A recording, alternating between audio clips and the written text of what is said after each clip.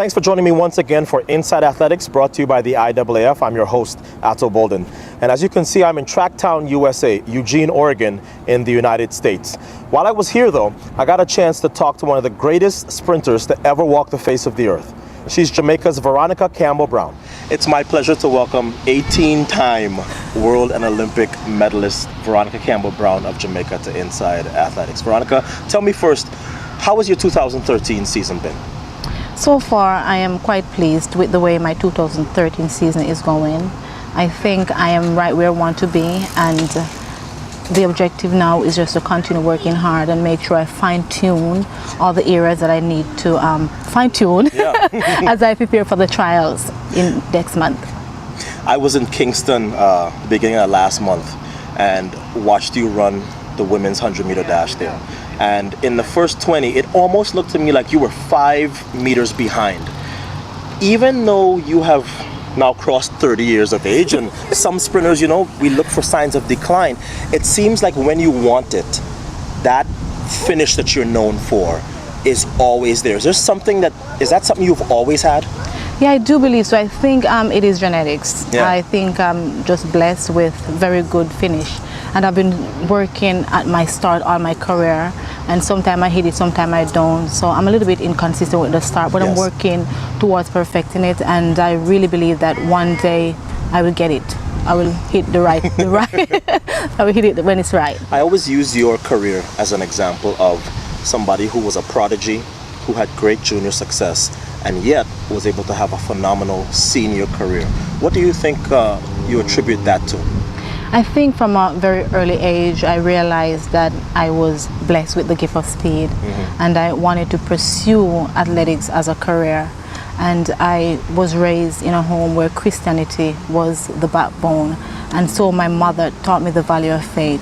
And throughout my career, I make sure that my faith remains a very big part of my career. And so whenever I have difficulties or disappointments, it's not always easy for me to get over it quickly, because I'm always positive and just believe in faith, and I really believe that I have a purpose to fulfill, and I was born to run, and I have to make sure that I maximize my potential. And I really believe that I still have a lot to offer. I still have a lot of unfinished business, so to speak, to accomplish in my career. And so those are some of the things that keep me going. Now, track and field fans have been complaining for a couple years. They say, you know, when you look at the women, especially in the 100-meter dash, you guys line up, it seems like every week we get a great matchup. You know, today we had yourself versus Shelly-Ann Fraser-Price, and you know, everybody came out to compete. And yet we look on the men's side, and the men almost never run against each other. What is it on the women's side where you guys just go, you know what, I don't care who's in the race, let's line up?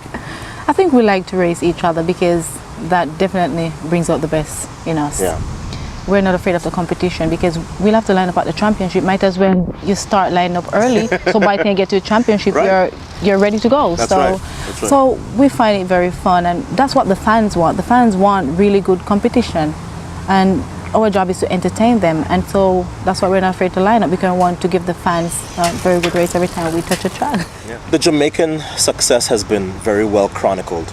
A lot of people look to you as one of the people who, you know, certainly along with Asafa Powell, you know, in the earlier 2000s, before Beijing and that explosion, who were largely, you know, at the forefront of that Jamaican renaissance of sprinting. Yeah. Is there any point at which you look at the success of your countrymen and countrywomen and go, you know what, I thought that we could do it, but this is even way beyond my expectations? I'm very pleased with the way Jamaicans has been competing, and we have a very rich history in sprints, dating from Merlin Ottey and Donald Quarry, and all those great guys that's gone before us, and I think they set the bar for us.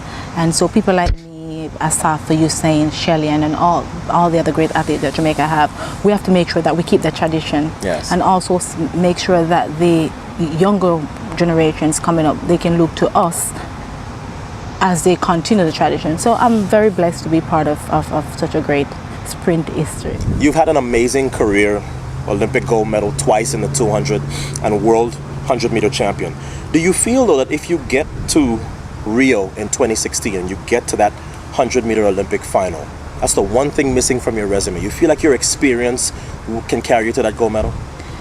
I do hope that my experience over the years will be able to help me land that last piece of puzzle, so to speak. Yeah.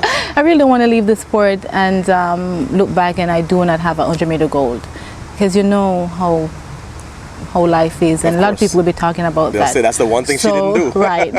So I'm hoping that it is God's will, and I will be able to make it to Rio 2016, and hopefully I can get that gold medal if it is part of my destiny. So we'll just have to see. As a broadcaster, I'm supposed to remain very, very neutral. But I think maybe because I have followed you since you were a junior and seen how well you have competed, and you've always remained so humble. You are absolutely, I know, not just mine, but you have, I hear all the time how much track and field fans around the world love not just your personality, but to watch you compete. So I thank you for joining me on Inside Athletics. Wish you all the best for this year and beyond. Thank you, my pleasure. Our thanks to VCB for her time. Now her next race is to try to qualify at the Jamaican National Championships at 100 meters to make that Jamaican team headed to the World Championships. Remember, she's already the 200-meter world champion from back in 2011, and as such, she'll have a lane at 200 meters at the World Championships. We certainly wish her the best in that endeavor. So, if you'd like to reach us on Twitter, we are at InsideATH, on Facebook at facebook.com/World Athletics Club, and you can always reach us via email, insideathletics@iaaf.org. We hope you've enjoyed this episode. We'll see you next time on Inside Athletics.